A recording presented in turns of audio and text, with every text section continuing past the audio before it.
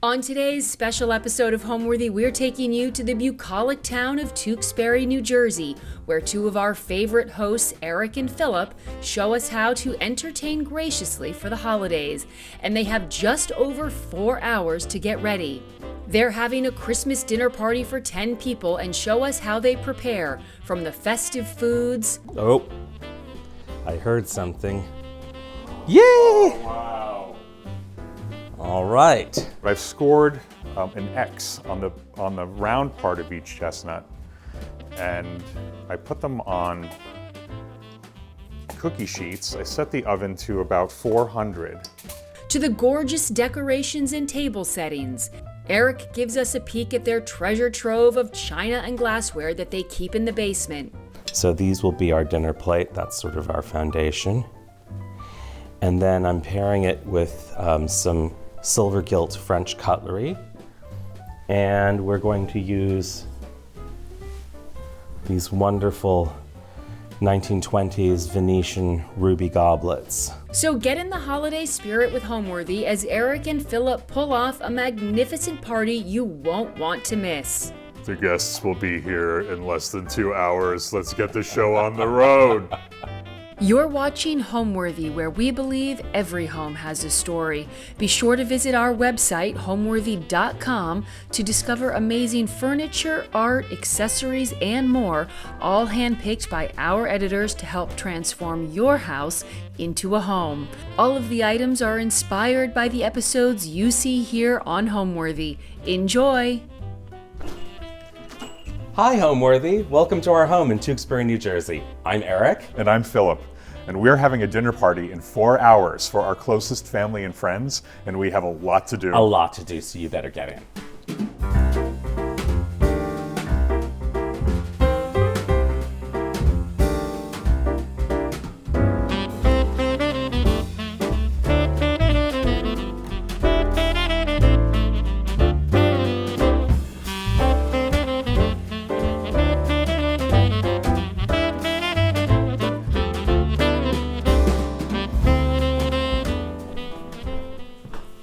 Welcome back to our home in Tewksbury, New Jersey. I will leave you in the hands of the chef to discuss the menu while I duck off to the dining room and get the table going. Well, I'm not the only chef here. Eric's been working really hard the last couple of days also. But I've kept the menu very simple. It's Yorkshire pudding with roast beef, and also I've got a sage gravy and parsnip and carrot julienne, and also cauliflower cheese, which is very traditional and very English. Also Lithuanian potato latkes, fried in goose fat. Eric made a spectacular veal and venison pie, traditionally done with a boiled baked crust. It looks beautiful. And for dessert, we have figgy pudding with hard sauce and some English biscuits, some marzipan, and it should be really delicious. But we're running out of time, and I've got to get going, so here we go. I'm going to show you now how I make roasted chestnuts. I'm making 2 hors d'oeuvres for our guests during the cocktail hour. One I've already made, which is a lobster tarragon salad that I'm putting in phyllo cups. But I'm also serving roasted chestnuts, and these are Italian chestnuts, and I have them right over here. I've taken them and I've scored an X on the back of each one, and I've soaked them in water overnight. Some people like to boil their chestnuts. I like to just soak them. It's less stress. They don't dry out as much when they're in the oven if you let them soak rather than boiling.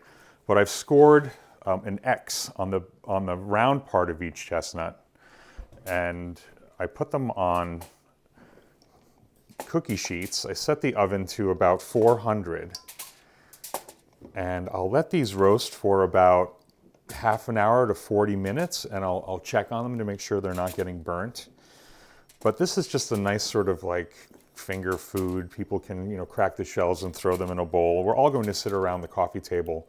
There are 10 of us, so we'll be sitting around the fire in the living room, and they can toss the shells in a bowl. And it's just nice to have all the hors d'oeuvres out on the table while we're having champagne and other cocktails that people might like. So I've got a full bar going too if people want their Cosmos or their Cape Cods or Scotch, whatever. Got to have a full bar for some of these guests. But I thought the chestnuts would be very traditional, and It's kind of that nice New York sidewalk smoky chestnut smell. So that's it. So I'm going to get these in the oven for about, again, 30 minutes to 40 minutes, checking on them. And yeah, I think 2 dozen is good for about 10 people. And we're ready to go. I have to say, it is nice to have 2 ovens in the kitchen, one for the roast and one for extra side dishes. Really helps. Eric and Philip prepared a few dishes in advance to avoid having stress while hosting their holiday party. As lovers of a traditional Christmas, they baked a mouth-watering figgy pudding and a delicious veal pie to greet guests upon their arrival. Okay, well, we're unmolding the figgy pudding. How exciting. Ah, it's hot. Wow. Ooh, look at that. Ooh, you can see the rabbit forms, the sleeping rabbit. Ooh, look at all the figs from the inside. Oh, it's beautiful. Yeah. It smells great too. Yeah, you can see all the figs in here. Nice. All right. We'll sprinkle that with some powdered sugar later, you said? Yeah, when that cools, I'll dust the animal with that. Congratulations. I'm now preparing the raised pie for the oven. I'm just doing a quick little egg wash over it. One of the hors d'oeuvres for tomorrow night is going to be tarragon lobster salad in phyllo dough cups. And that's a wonderful recipe I got from the Gourmet Cookbook, thanks to Ruth Reichel, who's helped me out on many an occasion. And we'll be boiling the lobster tails right now for about 10 minutes. I'll take them out, chill them, and marinate them in a lemon juice and tarragon shallot sauce. And then I'll add some mayonnaise to that and let those chill overnight. Put them in the cups tomorrow. This is technically our second Christmas together in this house. However, last year we spent Christmas in Florida. So since we are actually here this year and able to enjoy this wonderful bucolic setting, we kind of went all out and invited your Homeworthy viewers into our home again, show you how we do things. This year we're very excited to be here and invite our closest friends to share in our traditional English dinner. And I love this area, and I'm hoping Eric's enjoying getting to know the area too this year. And yeah, it's just been beautiful. It's been snowing this week, and we're so excited to see friends and really get into the holiday spirit with them. Yes. And, First snowfall always makes me a little giddy. It brings back childhood memories, I guess, of the anticipation of Christmas and Santa Claus and all of that. And, you know, the house bustling with cooking and baking, that always creates the tension and the lead up to the big day, right? Oh, and the holly trees around the house are blooming outside with their red berries. It looks so beautiful outside the house. So the last time you all were here a couple of months ago, Philip and I discussed our rather extensive joined china and crystal collection. So I want to give you all a glimpse of that, and we're going to pick out what we're going to use on today's holiday table. Why don't you come with me? Here we are in a portion of the china room. You're going to see a bit more of it later, but I want to talk about what we're putting on the table today. So we have a wonderful cloth, an antique 19th century cloth, so I thought I would pair that with these 19th century Copeland Spodumare plates that have this beautiful gilt gadroon border on it. So these will be our dinner plate. That's sort of our foundation. And then I'm pairing it with some silver gilt French cutlery. And we're going to use these wonderful 1920s Venetian ruby goblets. And that extraordinary ruby color comes from the gold dust that the glass blowers add to the mixture, which also accounts for the costly price of good ruby glass. So these wonderful Venetian goblets will be our water goblets. And then we have these beautiful Lobmeyer Austrian wine glasses that have a stag motif engraved on them. Rudolph, eat your heart out. Look at that guy. So we have those, and then we have the matching champagne coupes in the service as well. And we'll serve the champagne with the dessert course. This has got the turtle doves on it. So now we have covered our table setting. Maybe I'll give you a brief tour of what we have down here. We like to have china for different seasons, different occasions, different holidays.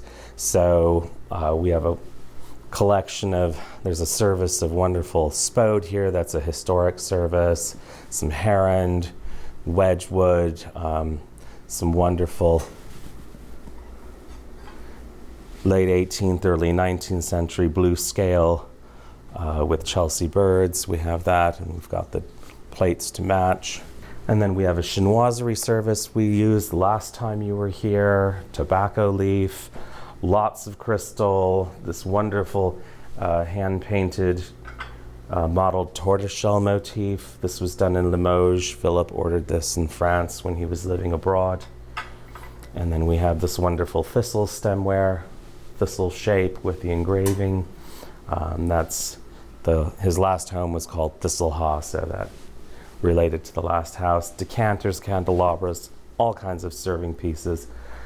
This is a wonderful holiday china. I sort of decided that because this evening was a bit more formal, the Amari would be better with our 19th century tablecloth, but normally like a Christmas Day dinner, this would be our holiday china for Christmas. And then lots of Amari here. We've got some 19th century glassware, 20th century glassware, and then more Limoges, some wonderful historic crystal. So for summer gatherings and things that are more casual, we have a lot of blue and white as well. And some of this is quite historic. This is early 19th century. And we've got 18th century. It's wonderful Cowley tea bowls, and lots of late 19th century willow and spode Italian. So that's something we like to do on crisp white linen in the summer, preferably outside. And then going towards autumn, we have wonderful accessories in amber Georgian cut glass, and we've got some gold-plated serving trays as well as silver-plated serving trays for drinks and the like. We've even got a table set up down here so that when we're experimenting with place settings, we can lay things out. Now today, you see our collection of 17th and 18th century Delft and some Meissen pieces. These were all removed from our family room to make room for other decorations. So they're just kind of cluttering up this table, but at the moment. But normally we have this for laying out place settings. So this is a favorite service of both Philip and myself. We each had the same pattern when we got together. So it's been a marriage of china as well as life. And this is a chinoiserie pattern that's based on a 18th century Sèvres service, wonderful black ground with gilt decoration. So this is something we like to use when we have a large gathering because obviously we have quite a bit of it. So we've started another holiday tradition between the two of us, and that is I love to give Eric these sterling silver ornaments. And last year, for the first year together, I found this little silver soldier, and this year I found this silver nutcracker. And we love sterling silver. In fact, our first date was going to an auction for tabletop in silver in New York. So, and Eric really loves silver ornaments for the tree. So this is year number 2 we're embarking on, and we have 2 ornaments. So in decorating the house, Philip mentioned nutcracker soldiers, and I have German heritage, and my mother is from Germany. And a traditional annual custom was that I would receive one of these handmade nutcracker soldiers from Germany, from my grandmother, every December. And back in the old days, in the early 70s, we'd get these enormous packages wrapped in brown paper and cord and twine and stamps all over it. And they took a month or 2 to arrive. The first nutcracker is this one that I received. I think it was like in 1975. And The package literally arrived from Germany Christmas Eve at 6 p.m., just before we were getting ready to have dinner. And of course I had to have my mother cut it open and take this out. And so this is the first one of many that followed annually. He had a sword, but I had a very military-minded, precocious younger brother that liked to play with the sword. So some of them went missing and this little horn got glued on in its place. But these were all handcrafted. This is actually rabbit fur hair, and they have these varying expressions of ferocity. They're considered a good luck token in a German household. They frighten off evil spirits and they protect the house. And it's a tradition that began in the late 17th century in Saxony and continued to this day. And then, of course, Tchaikovsky wrote his famous Nutcracker Suite, and that has embedded it in popular culture forever, I think. And they also give very good advice. The guests will be here in less than 2 hours. Let's get the show on the road. I'm now turning out the champagne jellies, and what this is basically champagne, sugar, and gelatin. And you prepare it in a way that you cook some of the champagne with the gelatin to soften it, and then you have to wait for it to cool, and then you add cold champagne at the end, hopefully to trap some of the bubbles from the champagne in the jelly. And what I'm doing is they were molded in these wonderful 19th century English copper molds, and I have one out already on the stand. Got a little wet. I think what you have to do is immerse it in some hot water to loosen it up. So I'm not going to do it as long for this one. For our drinking purposes and cocktails, we're going to have Veuve Clicquot, but for the champagne jelly, I think it was a little bit of a waste, so I used domestic Corbel champagne for this. So this is going to be the tricky mold. I'm hoping and praying that this does not make a mess.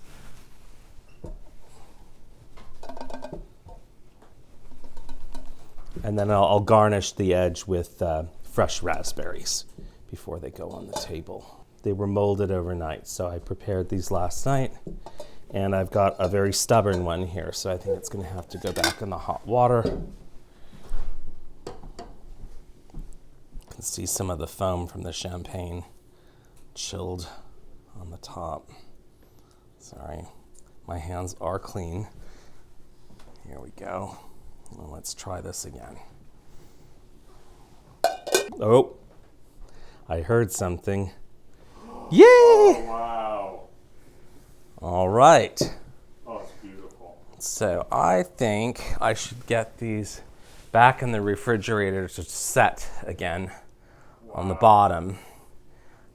Or I can dry some of this up with paper towel and then add my berries. But here we have our 19th century mold, our champagne jelly that I'll garnish with berries.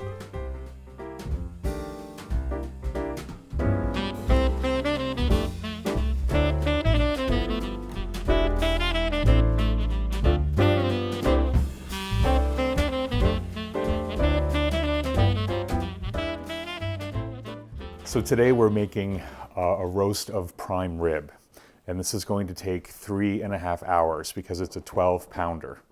Now I've taken the meat and I've marinated this for about 2 days with an orange zest and sage rub. So this is ready now to come out of its marinating pan. I'm going to put it in the roasting pan. And this kind of roast has bones on the bottom, so it does not need a rack in the pan. And what I'm going to do now is add some onions and shallots around the base of the pan, because these will caramelize during the process and be nice to add as decorations to the serving platter at the end. So I've got the oven turned up to 425. I'm going to cook this for about half an hour at that temperature, and then I'm going to lower it to 325, and this cooks about 15 minutes per pound at that temperature. So this is all ready to go in the oven. I've got a nice gas oven here, And this is going in. So here we go.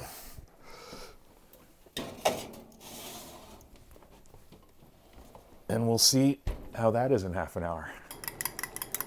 So we're making Lithuanian potato latkes. My father loved making these every year at Christmas time. I would make him a goose and these latkes. I've already rendered the goose fat. I cooked a 10-pound goose earlier this week. So we're going to fry the potato pancakes in light olive oil, but mostly goose fat. That'll give them a really rich, sweet taste. So I'm just mixing up 2 eggs with about 10 russet potatoes that I've shredded and rinsed and wrung out all of the excess water. I'm going to add these 2 eggs and some salt and finish this mixture now. And I've gotten to the point where I sort of eyeball things now. This is supposed to take a teaspoon of salt. To me, that looks like about a teaspoon. I'm going to add just a little bit more because I added slightly more potatoes to this recipe. And my mother was a bacteriologist, and she always stressed the importance of washing your hands constantly in the kitchen, and also take off your jewelry when you're cooking. I always see all these people wearing rings, and that's just bacteria magnets. So I'm just going to mix this all together with my hands, becoming one with nature. And once this is all properly mixed, I'm going to add it to the hot oil and we'll see how these turn out. I'm not using any flour because there's a lot of starch already in the potato. And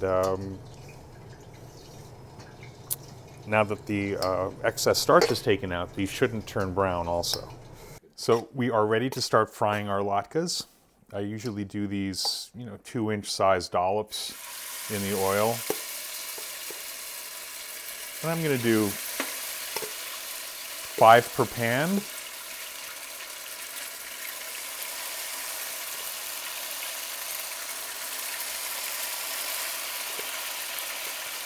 And these will go for about 5 minutes per side. And I'm about to compress them once they're in the oil. So you sort of have to eyeball this in terms of how fast they cook. I like them to be sort of golden brown. Sometimes they get a little overdone on the edges. But I'm now going to compress the latkes, press them down a little bit.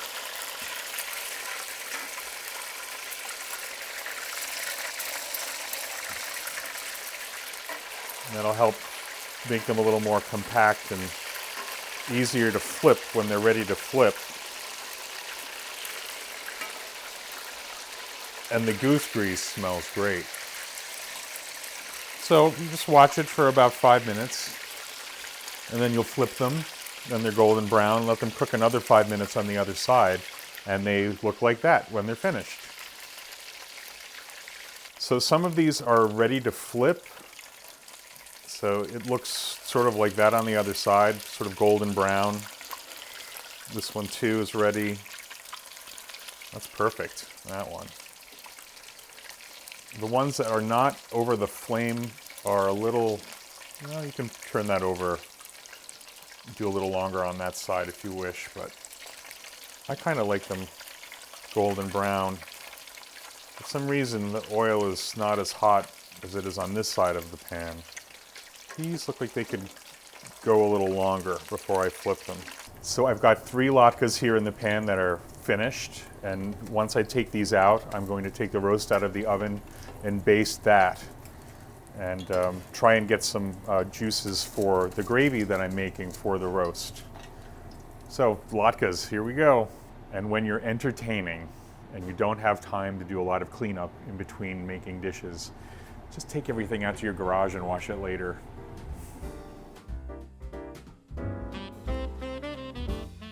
Oh my God, the smoke detectors are going off. That's the alarm. I gotta call the fire department or they're gonna come. Oh.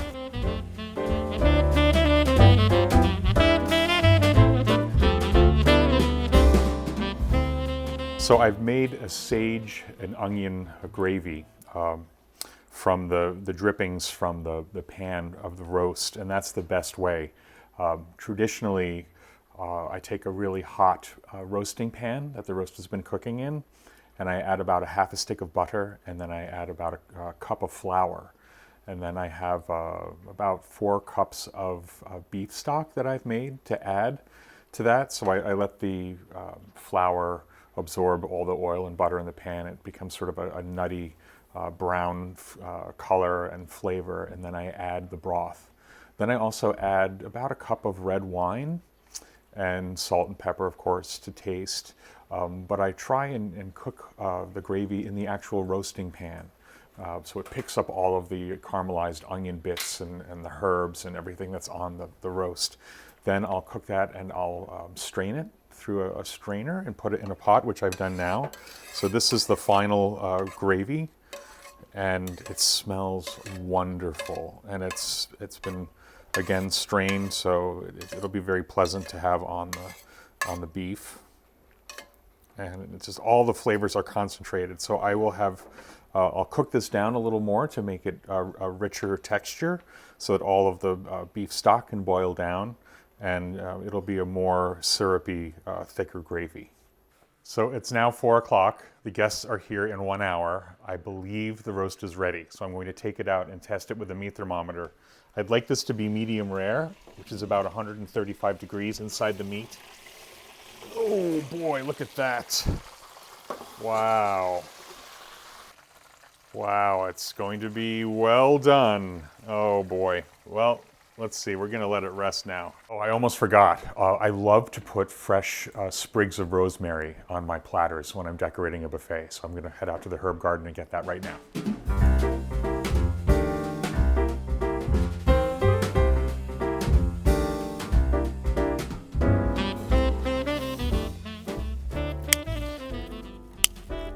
So it was a great summer for the herb garden. Wonderful things that did well, especially the rosemary. Really lush and rich. And this is such a great thing to use for making marinades in, with roasted leg of lamb or even a roast beef. Although I used fresh sage this time around. But the rosemary has such a nice pine smell. It's very Christmassy. And I love how it looks on platters, when you're decorating platters. So I think I have enough here for the roast beef platter. And this will keep growing next summer too. So I'm just finishing up in here with the sauce, and Eric is in the dining room now, and he's ready to show you all his hard work this afternoon. He's done a beautiful job setting the table. It really is one of our finest tables that we've ever done. Go have a look.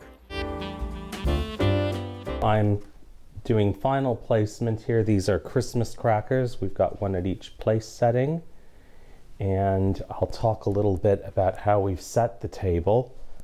So our great friends, Lee and Tom from Bedminster Florists, delivered this wonderful fresh cut centerpiece last night, and we're so grateful for all their talent and all of their help. And they're people that Philip has used for many years. So we created a foundation with this cloth, which is a 19th century paisley shawl. And I'm even wearing shoes to match. They're also made out of 19th century shawls. My friend Percy from Stubbs and Wootton gave me these. He's the creator of the brand. So in honor of doing that. And when we looked in the china room, I showed you the wonderful Amari plates that we're using, the Amari, and the beautiful antique Venetian ruby goblets and the Lobmeyer crystal claret glasses and champagnes. And we have lovely embroidered napkins, a little bishop's hat in the center.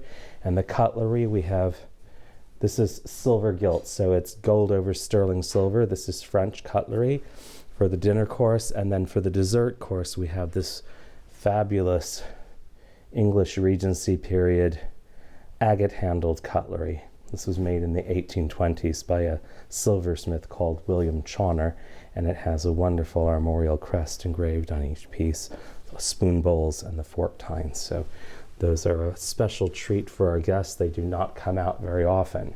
And then we have beautiful gilt bronze Louis XIV or Regence period candlesticks and candelabrum. And you'll see that we also have a menu card. We have 4 of them strategically placed, and this tells our guests the wine that's being served, and then the courses of food, and then the next course with the wines and the food. So Philip and I share a passion for tabletop, and we're both collectors, and Philip is actually a dealer. He has a magnificent Instagram account called Gracious Tables, in which he features and sells marvelous antique silver, porcelain, and glass.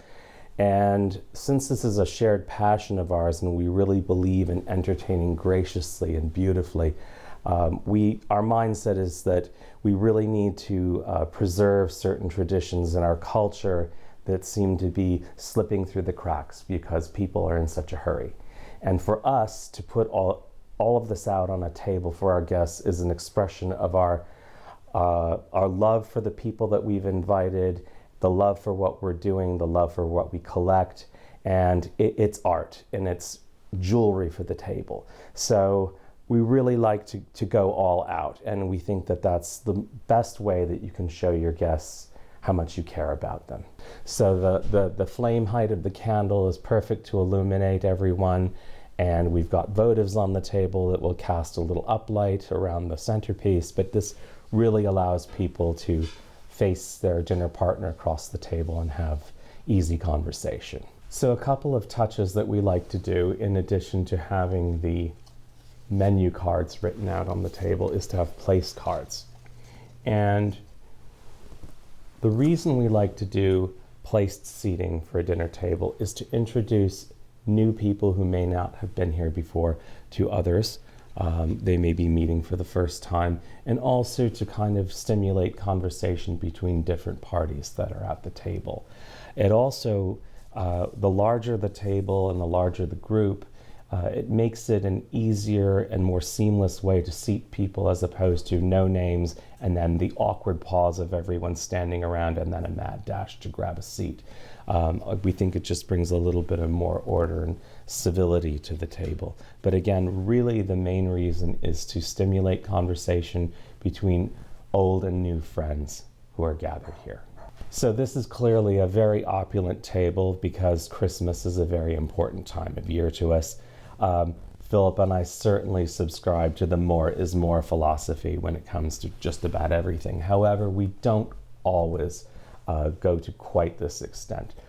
Certain elements carry throughout any kind of entertaining that we do, but we can just as easily do a casual kitchen supper at the kitchen table for 4 to 6 close friends, or 6 people out in the gazebo in the garden during the summertime. But it really, the time of year and the occasion and the number of people involved really dictate the level of formality that we carry into the table settings.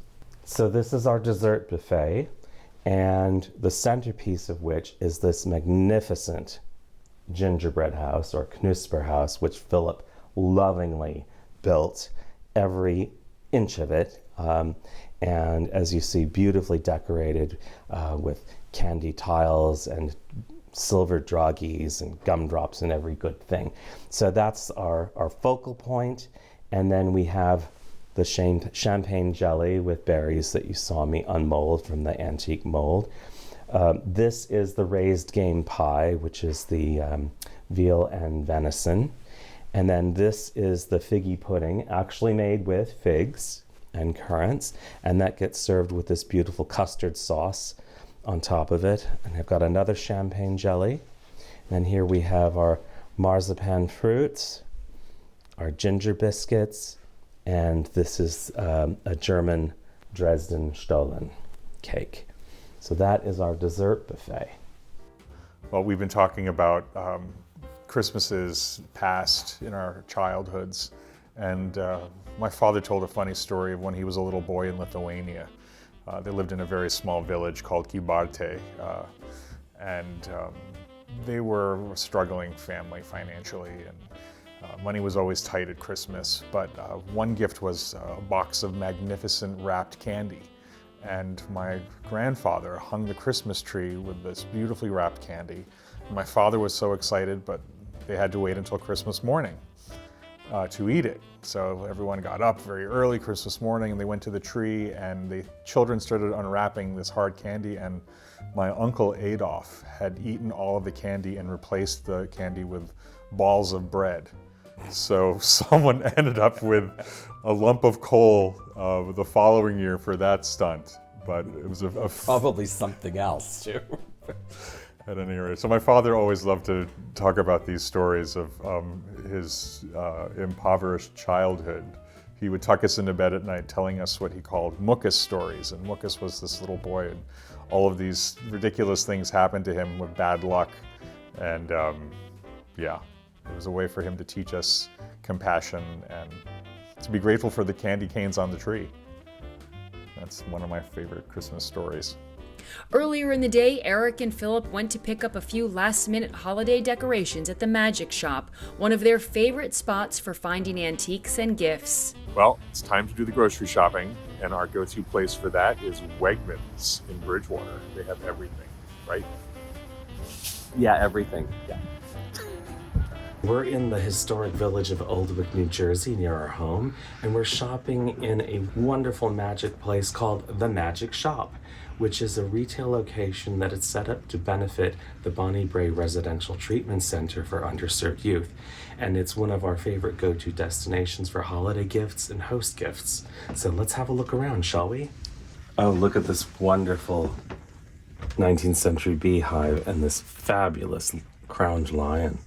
This will work well with our British ornaments there, our homage to London, don't you think? Absolutely. I think we need a couple of these. We have Christmas crackers for the table, which place setting for our guests. That's a traditional English custom. And then I found these wonderful ornaments that we've already had a look at. See the beautiful pheasant? What I also love about the Magic Shop is they have incredible toys, old-fashioned toys, beautifully made toys, and great costumes for kids. So it's a real fantasy store for the little ones too, not just the adults looking for table decorations. I have a lump of coal, or I have this Tewksbury advent calendar that I'm really excited about. And what do you do with an advent calendar? Well, you open each day, there's a little paper window you can open and see a surprise or some sort of important holiday message. Oh, and pretty. Yeah. On the 25th is the final day, Christmas Day, and there's usually a very beautiful image. Wonderful. And it just keeps going and going. Here's another wonderful table in the back of the Magic Shop. Wonderful linens here. Again, more holiday glassware and linens. It's a real treat for the eyes. Oh boy, bow ties. I think I have to get this lobster one. Oh, yeah, for the summer. What'd you get? Well, we've got our Christmas crackers and the Christmas ornaments to place on the tree when we get home, so let's make our way. So I'd like to talk a little bit about how we decorate for the holidays. We're both fairly traditional, so the foyer is definitely the if you call it the money shot. When people enter, they get this very traditional experience outside with the urns on the pedestals and the garland. And so we sort of carried that in around the doorways, on the balcony, and the stair banisters. Very classic kind of decoration. Prefer artificial mainly because we don't want to be chopping down trees for that, but also we don't want sappy needles all over the house and all over the stairs because they are up for quite a while. The tree goes up right after Thanksgiving, and it's a couple-day affair, just setting the tree up, getting all the ornaments unpacked, and then starting to place them. And what I've done is little groupings that mean something to us. So we've got these London beefeaters and the Queen, the late Queen, and the British telephone box, to a little homage to London where Philip was living for about a decade. And then we've got our Glenda the Good Witch and the Wizard of Oz and the Ruby Slippers, have a little theme going there. And then there's a wonderful New York theme going on over here on this side of the tree. We've got Radio City Hall and the New York tour bus and Statue of Liberty and Empire State Building and even Superman flying over. So that's our little homage to New York, where we both spent quite a lot of our youth. The Nutcracker collection, and I had to fill in with a few newer ones just to sort of beef it all up, and Philip found these wonderful large-scale ones online, and they're actually handmade wooden working nutcrackers. So we've got a collection mirroring each other on either side on the eagle consoles in the foyer. Now, going into the living room, it's a bit more restrained, and that's sort of my interior designer genes coming through, because when a room is already very decorated and very finished, I hate mucking it up with all kinds of Christmas gobbledygook. I think it really takes away from a well-decorated house, so you have to use a very spare hand. So really, what I concentrated on here was to do a tablescape on this coffee table, which has a patinated silverly finish and antique mirror top. And what I've done is I've incorporated, we have this collection of 1820s to 1840s covered crystal compotes, and I filled them with very classic Christmas candy, ribbon candy, and some of these have the silver almond dragis. But I did a collection of these candy compotes with candy in it, and then just some ornaments and decoration in the center to sort of lift it up.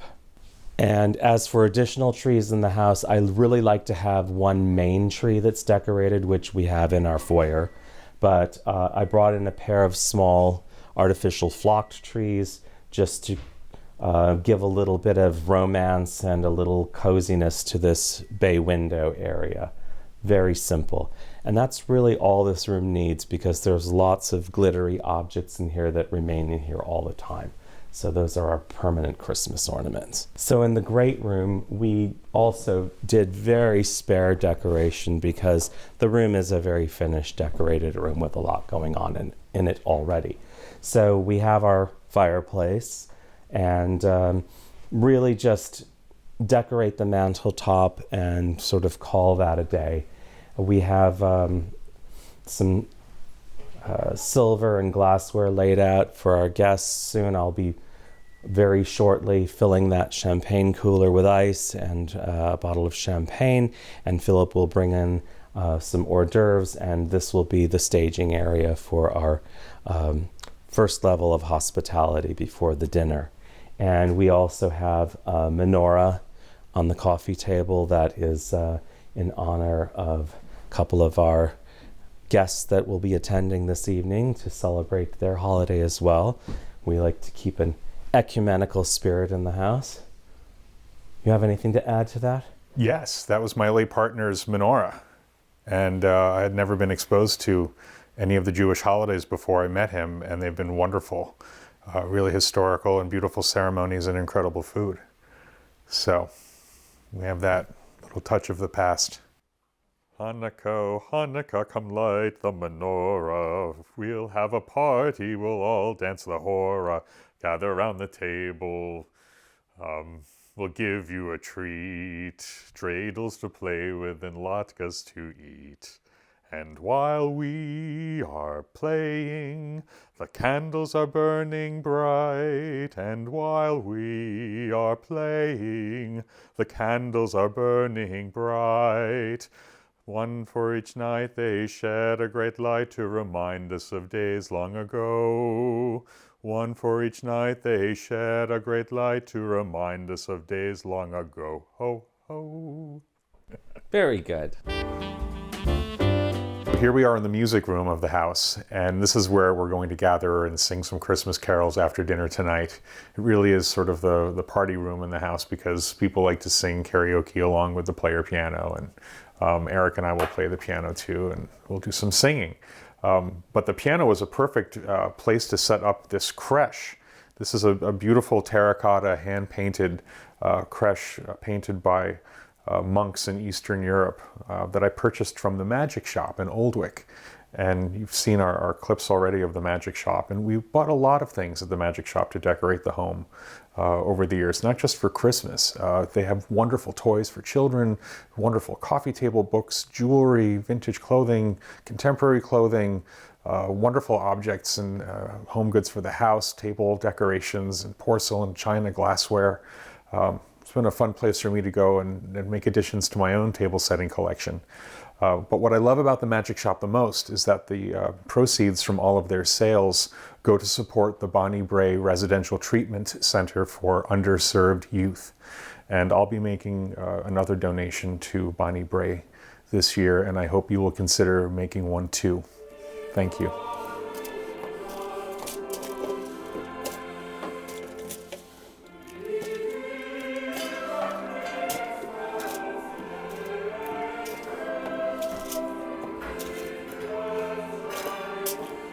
Okay, so at 5:30, while the guests are still in the living room, I'm going to leave and carve the meat, make the Yorkshire pudding, and get everything out of the ovens and put everything on the buffet. Right. But I need you to light the candles in the dining room on the table I'll and the stage votives. in the dining room. Yeah, and fill the water glasses and all that. Perfect. All right? All right, Great. Thanks.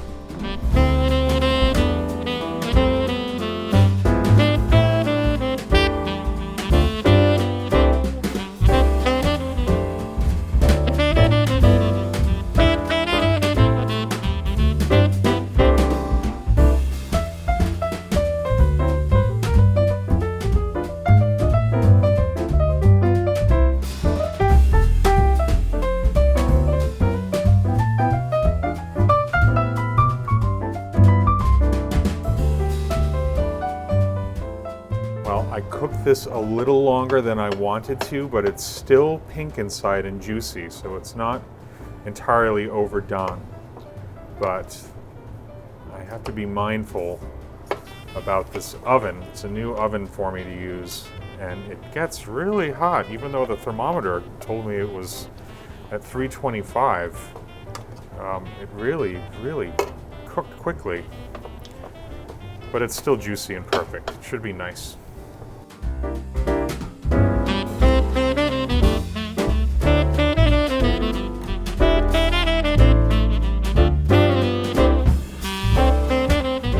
Hi, you're the first. Oh my God, how fabulous. How Oh my God, fabulous. oh my God, your house looks beautiful. Thank you. Beautiful yourself. Thank you so much. I've got to represent Christmas. with a dinner with you too. This is for you. Oh, sweet. Both Oh, of you shouldn't Thank have. you. Obviously, Thank you. Here, Lovely. share the handles. Thank you. Good evening. Welcome. How are Welcome. you? How are you? Good to see you. John. Merry Nice. Christmas. Merry Christmas. Hi, how Christmas. Are you? Hello. Christmas. How are you, Nice Dapper? to see you. Thank you. Oh, well, Little thank you treat. very Thank much. you so much. Thank you. Come here, you My want friend, this is My Elizabeth. tiger. Lisa, I The guess. leopardo. Well, come into the living room. Come in. We're Eric did some decorations here with the holiday candy. Kristen, how are you? Hi, Andrew. Great. Happy holidays. Thank You you too. so much. It's great. Hi, you too. Oh, I love it. The red outfits. So festive. How are you? You look so handsome. You look so nice too. I love this. Ed, hi. How are you? Good. How are you?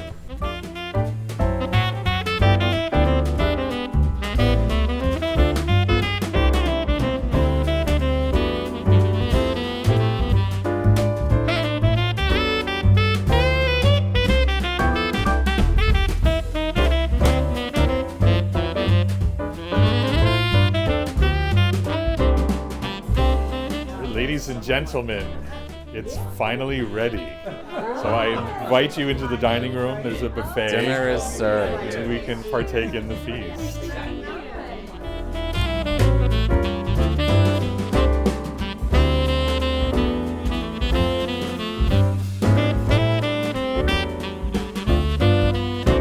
The interesting part Eric and I were both holding the roof for 15 minutes, hoping it wouldn't Trying to get it fall down set. because there were no flying buttresses for the gingerbread house. In the back. Oh, you did flying better. You did a great job.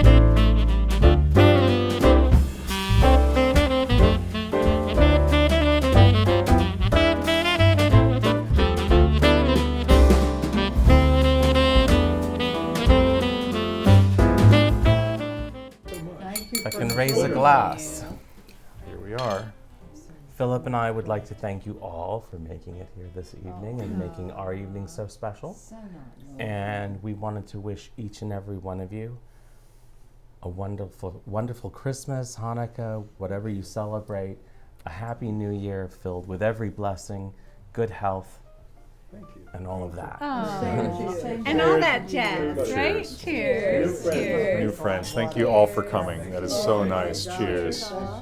Cheers. Thank you so much for having all of us. This a is pleasure. so Cheers. nice Cheers. and so lovely.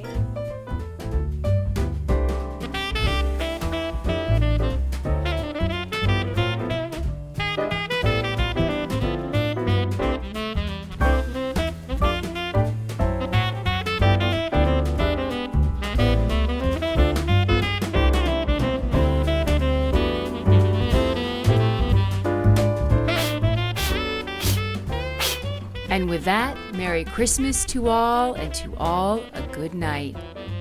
Thanks for watching. Go to homeworthy.com for exclusive content and shopping guides.